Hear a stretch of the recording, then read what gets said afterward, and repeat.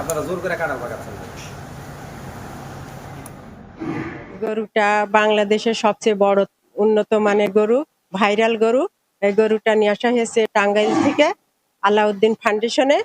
এই গরুটা আমরা এখন ঈদের তৃতীয় দিন পরে গরুটা জবাই করে রান্না বান্না করে মাংস রান্না করে গরিব এতিম মিসকিন অসহায়দের খাওয়ানো হবে। আমরা গরুটা অতি যত্ন সহকারে লালন পালন করছি। এই যে এখানে আলাউদ্দিন ফাউন্ডেশনে আজকে এসেছি, একটা গরু দেখলাম। সেই গরুটা হচ্ছে দীর্ঘদিন ধরে ফেসবুকে দেখছিলাম যে হামিদা নামে এক নারী উদ্যোক্তা প্রায় 10 বছর ধরে তার নিজের বাড়িতে পালন করেছে। কিন্তু ফেসবুকে দেখেছি যে উনি কান্নাকাটি করছেন বেশ কয়েকদিন ধরে। গরুটার এত বড় হয়ে গেছে যে ন্যায্য দামে বিক্রি করতে পারছিলেন না। পরে আলাউদ্দিন ফাউন্ডেশন এই খবরটা পেয়ে মানবিকতার কারণেই উনি এই গরুটা কিনেছেন, এবং এটা হচ্ছে ঈদের পরে এই অঞ্চলের যারা অসহায় দরিদ্র মানুষ আছে তাদের মাঝে রান্না করে খাবার বিতরণ করা হবে। এই বিষয়টা আসলে আমাদের কাছে বেশ ভালো লেগেছে। আর আমরা যে দীর্ঘদিন ধরেই দেখছি আলাউদ্দিন ফাউন্ডেশন মানুষের পাশে থেকে সবসময় মানবিক কাজ করে যাচ্ছে। আলাউদ্দিন ফাউন্ডেশনকে ধন্যবাদ জানাই। এই গরুটি মূলত টাঙ্গাইলের নারী উদ্যোক্তা হামিদা আক্তারের খুব একটি আদরের গরু ছিল।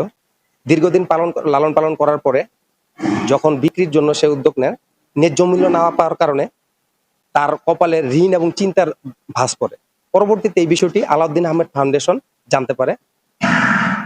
তার প্রেক্ষিতে আলাউদ্দিন আহমেদ ফাউন্ডেশন মানবিক সহায়তার হাত বাড়িয়ে দেয় এবং গরুটি ন্যায্য মূল্যে ক্রয় করেন। পরবর্তীতে ঈদের পর এই গরুটি রান্নাবান্না করে কুষ্টিয়ার ইতিম অসহায় দরিদ্র মানুষের মাধ্যমে রান্না করে খাওয়ানোর উদ্যোগ নেওয়া হয়েছে। এই গরুটা কালকে কিনে আনছে আমাদের সাহেব। তা গরুটা খুব গরিব দুঃখীর মাঝে খাওয়ানো হবে কুরবানির পরের পরের দিন। তো গরুটা দেখতে খুব ভালো, খুব আমরা যত্ন সহকারে আমরা দেখছি। খুব খাওয়ান দাওয়ান করা আছে, গোসল করা আছে, কোনো সমস্যা নাই। আমরা গোটা সম্পর্কে বিভিন্ন সামাজিক যোগাযোগ মাধ্যম জানতে পারছি। গোটা ইতিমধ্যে ভাইরাল।